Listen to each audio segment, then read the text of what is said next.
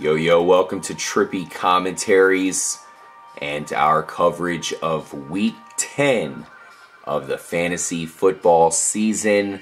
I'm RJ, joining up with FPS Kyle K-Mac. The first question I'm going to throw at you right away. We have the return of Dirty Sanchez. I hear a lot of optimism. Do you think this could possibly go well? I heard LaShawn McCoy saying that he feels that that old Dirty Sanchez can get it done in Philly. There, I don't know. I mean, from what we've seen from Mark Sanchez in the past, nothing has me to believe that he can really pull it off. But he's in a good offensive system. He's got weapons. If he just does enough to not lose the games, I think that he'll be successful enough in that offense. But we're waiting for that old butt fumble to come back. I know that's what I'm waiting for exactly. I mean, it's kind of funny how you hear so many people saying that perhaps this is an actual upgrade to the offense. Do they know who they're talking about? Oh man, we got to talk about that offense a little bit more. I mean, there's a lot of studs there. Jeremy Maclin has been going off. I'm RJ, of course. That was FPS Kyle. K-Mac usually coming live from the Trippy Commentary studios here in Tampa Bay, Florida. This time, Kyle, you're out via satellite in Virginia, apparently. What the hell's going on up there? Just out here enjoying some time with some family. I'm a new uncle, if that makes any sense at all. But my brother just had a kid, and just up here spending some time with my new niece. Special shout out to you guys out there in Virginia. I can imagine it's pretty beautiful up there this time of year. You're probably pretty chilly because you're used to the nice weather we have here in Florida. Yeah, definitely a big change. When I first got up here, it was about 40-some degrees when I first got up here, so it was kind of a shock. And most people listening are thinking that is absolutely nothing.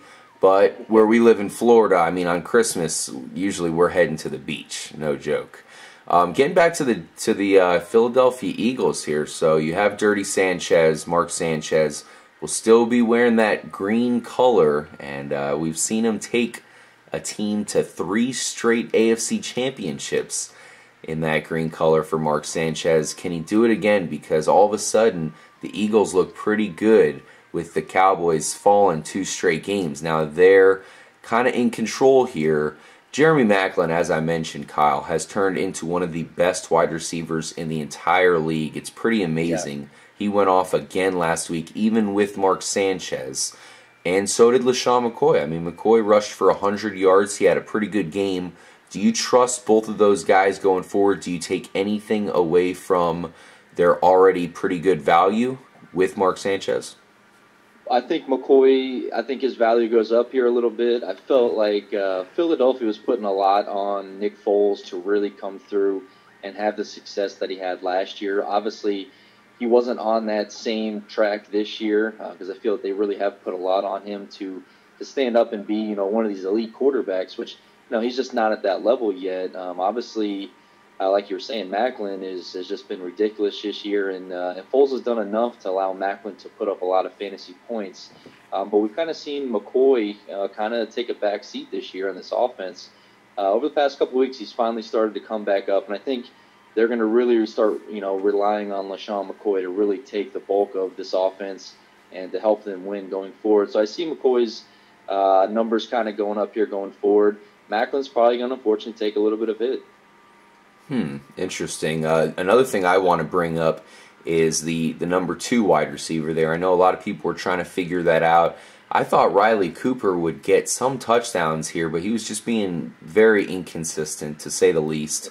Jordan Matthews, the rookies, a lot of people were looking at him as somebody who's going to step up there. And now with Mark Sanchez, I think you have to take a step back on both of those receivers until we see something. I think there's a chance you could see something out of Riley Cooper because Mark Sanchez has probably had some time now to practice with Cooper. And, of course, I think, like you said, Kyle Maclin might take a hit because he's been so damn good. It's hard for him to keep that value. As of right now, there's nothing you could really do about it. LaShawn McCoy started off slow, so I think him continuing to be pretty strong really doesn't have a whole lot to do with Mark Sanchez. We all know Chip Kelly's running offense is going to be good, even if you put Trent Dilfer back there. So I wouldn't take anything away from those guys. Number 2 wide receiver, I would forget about it unless you see one of them blow up. Most likely Riley Cooper would be the one, but I just don't see that happening. And you pretty much just have to hold on to your boys, LaShawn McCoy and Jeremy Maclin, and hope for the best. Another quarterback that might be changing up his team's offense, Kyle, is RG3 there in Washington. Deshaun Jackson, much like Jeremy Maclin, is going off. Alfred Morris, there's not much you could say about him. If you have him, you're starting him. What are you taking here out of this Washington offense? Strangely, Jordan Reed did not have a good game at all last week. You'd think he might be the guy to start showing some consistency because we've seen him be good with RG3. But now it looks like maybe Deshaun Jackson's the only guy we can trust going forward. Yeah, I felt RG3 did a pretty good job in his first week back. I mean, I wasn't expecting too much from him, and I think he did a good enough job. He actually did a little better than I thought he was going to. I thought it was going to be a terrible game for him. At least with that, going forward, I can see, him getting better, hopefully. We didn't really see much from him in the beginning of the year. He looked pretty terrible. His mechanics were off, and he wasn't getting a lot of stuff done, and then obviously he got hurt. So now maybe going forward here, maybe he's kind of learned that he needs to start studying these defenses a little more, kind of take this team back on his shoulders and kind of be the RG3 that we saw his rookie season. Now, as far as the other players are concerned, Deshaun Jackson has proven that he's kind of quarterback-proof. The guy's so fast. As long as he has a guy that can throw the ball downfield, he's definitely going to be able to put up numbers. And I think with Alfred Morris, I think we're going to start seeing Alfred Morris start putting up better numbers with RG3 just because the defense has to prepare to stop RG3 and not allow him to run as much. So it does open up some holes there for Alfred Morris going forward. Yeah, I agree. I think that's the guy that we probably will see an uptick from. Look for Jordan Reed to start to get some value. I know they have a bye week, so hopefully that works out perfect as far as the chemistry between those guys. I don't trust Pierre Garçon at all. He'll probably have some good games, but he's just on and off, boom or bust, and most likely it's going to be a bust. But as far as RG3 himself, Kyle, would you start him as your quarterback one? Let's compare him to an Alex Smith. Who do you like more? Well, I mean, as of right now, it's tough for me to take Alex Smith just because the weapons are around him. I mean, maybe if he starts throwing a lot more screen passes to Jamal Charles, then maybe we're going to start seeing some better numbers out of Alex Smith. RG3, I think he's got better weapons around him. Just having Deshaun Jackson in its own, he's always good for, a 60 or 70-yard deep touchdown pass, and that's obviously going to help your numbers there as a quarterback. But I'm not ready to start RG3 at this point yet. I need to see him play another week or two before I could have the confidence to go ahead and start him. Because, like I said, before he even got injured, there was all these questions about his mechanics, and he wasn't throwing the ball right. So I don't see after getting injured how that's going to change now at this point. So we're going to see. Like I said, this is a guy that you definitely want to watch for the next week or two. Maybe pick him up, but I wouldn't be so quick to throw him in your lineup yet until you know for sure, until we see something completely different from him that makes you believe that he's actually going to be able to put up 15 to 20 points for your team a week. Yeah, it will be interesting to see how much he's going to cost in FanDuel for those of you guys who play that after the bye week. If he's cheap, definitely might be a time to actually pick him up if he is cheap enough, because I could see him getting some big plays with Jordan Reed and Pierre Garçon. That's all you need. People kind of underestimate RG3 from a passer, at least from a fantasy perspective. Real life, that's a different story, but we've seen him get it done even without his running ability as far as fantasy points. It's really strange because people don't think about that, but from a fantasy perspective, he's actually got it done. And those weapons are as good as they've ever been with Deshaun Jackson. You just basically throw it as far as you can with him, and he's going to run under it, catch it for a touchdown. So those are two offenses that are kind of changing as the season's going forward because of their new quarterback.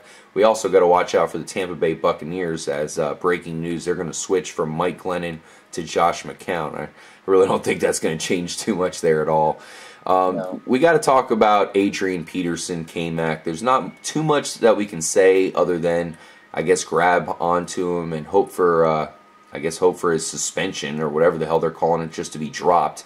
He sure has put enough games into this, so maybe it's a possibility you'll get him back. Apparently, his legal issues are completely done. He's now put on probation, and if he can just stay clean for 2 years, there'll be nothing on his record. So because of that, you'd have to think they're going to let him come back. He's missed enough games already. Granted, it was all a paid suspension, so maybe he will get 1 or 2 actual suspension type games. Kyle, I know it's tough for us to kind of make out how many games he'll miss and when he'll be back. He is on bye this week. But we'd have to think if he does come back, he's the clear-cut number 1 there. McKinnon will probably take a back seat, and I think you could probably fire him up. Well, my question is how is the Vikings going to respond to this? I mean, because before, there's a lot of rumors out there that Minnesota was pretty much going to be done with Adrian Peterson. So it's going to be interesting to see if the Vikings actually want him to come back when he is cleared to play, if they're actually going to use him. I would have to say they're probably going to use him. They need some type of spark on that offense. Asiata and McKinnon are okay, but they're obviously nowhere near the level of Adrian Peterson. That offense could definitely use him. And if you get a free roster spot, he's definitely worth keeping on your team. Even if he doesn't play, just the chances of thinking that there's a possibility he could play. Obviously, it's worth using up a bench spot just in case that does happen. One thing to point out, guys, is that Minnesota originally was all in. They said it's okay, we're going to still play him and kind of stand by him. And then it all changed because you had the sponsors come in. I don't know who the sponsor was, but somebody came in and said, whoa, this isn't cool at all. You got to get rid of him. We can't take this. And that's the reason why they sat him immediately. He's been on a paid suspension. So definitely something to point out that Minnesota was completely behind him at one point, and I think as long as the sponsors give them the okay, then he'll be back and playing for the Vikings maybe as early as week 11. We'll find out. My best guess is week 13. I think you guys are probably going to be without him for week 11 and week 12. And it's probably just going to be because of that whole suspension. I think they'll just throw 2 more games on it and call it, just put an end to it. So we'll see what happens there. Definitely make sure to grab him if he's on your free agent wire there. 2 rookie wide receivers that didn't get a lot of respect heading into the season are Odell Beckham Jr. and Martavis Bryant. Now, Beckham Jr. was injured, so there's a good reason for that. Martavis Bryant, he was actually out or overshadowed by his former teammate Sammy Watkins there. So both these guys all of a sudden have pretty good value. Let's start off with Odell Beckham Jr. Kyle, last week he got a lot of yardage in junk time, but it all counts. He ended up with 8 catches for 156 yards. Do you trust him as the number 1 wide receiver there in New York? Because Ruben Randle just looks like he's kind of staying idle here while Beckham steals the show. Beckham is definitely a future star in this league, man. I've seen this guy just in warm-ups. This guy catches balls with one hand like it's nothing. He's definitely very fast. He's a punt returner. The guy is explosive. And I think we're finally starting to see him come into full mode here. He was injured for most of the beginning of the season as well through training camp. He looks completely healthy now. What I saw from him last night against Indy, he absolutely tore him up. Yeah, some of it was in garbage time, but even in the first half, man, he had some plays where he just looked really good, really explosive. And I think the Giants and Ben McAdoo actually even said that they need to start targeting this guy more. They want to get more explosive plays designed for him. So this is a guy, and for me, actually, I'm lucky enough to have him on my fantasy team, and he's a guy that I'm actually going to have to depend on if I want to try to make a playoff run here going down the last stretch of the season. Man, one thing that John Gruden said on Monday Night Football, of course, where Odell Beckham was playing against the Colts, was that the Giants don't know what they have in Odell Beckham. And we all know the Giants have done their homework. They see him every day. But the fact that John Gruden said that really is telling that this guy is probably going to blow up. We know Gruden knows what he's talking about, and I think he's exactly right. This guy has great hands. He's great after the catch, and that's something that New York has to do a much better job. I feel like they're throwing it to him in scenarios where he really can't use his running ability to his advantage. They'll figure that out because their offensive coordinator, Ben McAdoo, is one of the best offensive coordinators in the league. He's been handcuffed by no running game whatsoever. As soon as you get Rashad Jennings, I think Beckham's going to blow up even more, because then you're not only going to have Ruben Randle taking away some of the attention on the other side, you're going to have a running game to take the safeties away. That's when Beckham's going to completely blow up. It's going to be kind of similar to Cordell Patterson last year, where Patterson blew up at the end of the year. I look for a similar output by Beckham Jr. I know that's a lot because Patterson really did blow up, so it'll be great if we can get it on that level. But I'm definitely excited to see what Beckham can do when Rashad Jennings gets back in that lineup. Who knows when that's going to be? Gosh, it's been so long. What about Martavis Bryant, Kyle? He's just been getting a lot of touchdowns. He only had 44 yards receiving last week, but 2 more touchdowns. Roethlisberger is on a tear right now. I don't know what the hell's going on. He has found the fountain of youth, and he has suddenly turned into Joe Montana. What do you think about Bryant, the young wide receiver? I like Bryant, man. He's carrying like a 16 yard average per catch right now, and that's all always very good to see in a receiver. Obviously, he's got to make the most of his opportunities. He's about third right now on the totem pole of getting receptions. Obviously Antonio Brown is a beast. He's the number one. Marcus Sweeten is good, but they're kind of playing even split time now between the two of them. So it's really shown that Bryant has really stepped up here, and the coaches are feeling a lot more confidence in him going forward here. I mean, this guy's got 5 touchdowns in the past 3 weeks. That's amazing for any receiver, let alone a number 3 on a team now. Is that offense going to be able to continue to do what it's done the past 2 weeks? I don't think so. But if the defense keeps letting up about 20 points a game, they're going to kind of have to do this. So maybe this is a new thing for Pittsburgh where there's like, fuck it, our defense is going to let up points, so we're just going to go ahead and air it out. We're going to try to throw as many touchdowns as we can and just really try to win these shootout-type games against these teams because, hey, it's worked for them the past 3 weeks. Hey, I'll say, man, this is crazy. Roethlisberger, I mean, you guys got to keep riding him out. I know so many people have had him on the bench during these blow-up games. At this point, you can't do it anymore. Unless you got Andrew Luck or Aaron Rodgers, you're probably going to have to throw him out there and hope for the best. And the reason why he's doing so good is because he has such a great receiving core. Not only is Le'Veon Bell a great receiver, but you have Martavis Bryant, a legit number 2. And we're pretty disappointed in Marcus Wheaton, but as a number 3 wide receiver, he definitely is a big-time threat for defenses to pay attention to, and that's the reason why Roethlisberger's having possibly the best season of his career, which already has 2 Super Bowl victories. Yeah. How about Denard Robinson? Let's switch it up to running backs, FPS Kyle. This guy is going off himself. He has 3 legit games in a row. We were wondering who's going to show up in this Jacksonville running game, even though the offensive line sucks. We thought some guy was going to eventually start going. Toby Gerhart, that was doomed to failure from the start, and we all knew it. Then you have Storm Johnson. I thought this was a guy, he was a complete back, had a good chance. Instead, the former Michigan quarterback, Denard Robinson, puts him on the bench and has taken over as the legit running back in town. What do you think, Kyle? I mean, this guy was a quarterback. I look for him to get injured at some point, but right now, he looks great. Yeah, man, don't underestimate the shoelace Robinson, man. This guy has been explosive since he was in college. Obviously, they had him at quarterback in college just because they wanted him to touch the ball more than any other player. I mean, he throws the ball decent, but his main skill set in college was being able to run the ball, make people miss, and he's a very explosive running back.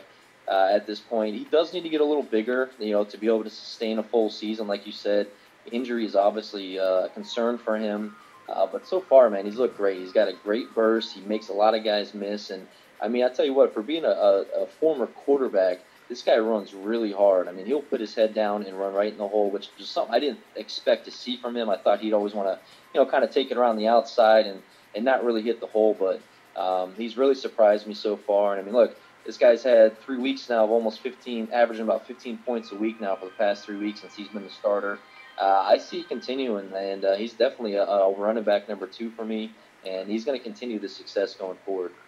I agree, man. I was a big fan of Michigan, especially when he was in, the captain, the general of the team there at quarterback. Never would imagine that he would have turned into this good of a running back. Once again, I'm not as optimistic as other people. I think he's great while he's healthy, but can he actually hold up? He's never been a starting running back for this many games in a row. But perhaps the Jags have found a diamond in the rough. Definitely start him up as long as he's healthy, because right now he looks great. He actually left on like the second play of the game last week. It looked like he was Dungada, but he returned to dominate.